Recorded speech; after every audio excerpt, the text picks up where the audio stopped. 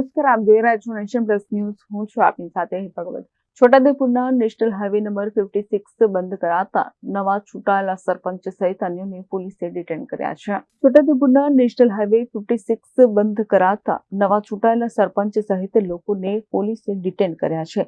National highway 56 Rangpur પાસે લોકોએ રસ્તા રોકો આંદોલન કર્યું હતું, જે અંતર્ગત મોટી સળડી સહિતના ગામોમાં રસ્તો ન બનતા લોકોએ વિરોધ નોંધાવ્યો હતો. નેશનલ હાઈવે 56 જે ગુજરાત અને મધ્યપ્રદેશને જોડતો રસ્તો છે. નેશનલ હાઈવે બંધ કરતા લોકોને હાલાકીનો સામનો કરવો પડી રહ્યો હતો.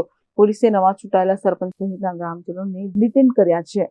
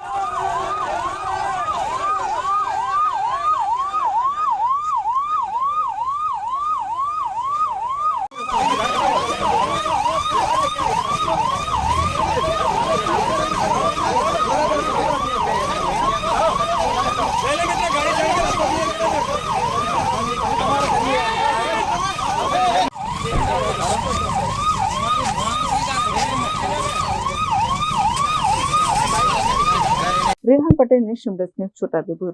સમાચારોના સતત અપડેટ મેળવવા માટે અમારી નેશન પ્લસ ન્યૂઝની યુટ્યુબ ચેનલને સબસ્ક્રાઇબ કરો, બેલ આઇકન દબાવો અને જોડાયેલા રહો ફેસબુક, ઇન્સ્ટાગ્રામ અને ટ્વિટર પર.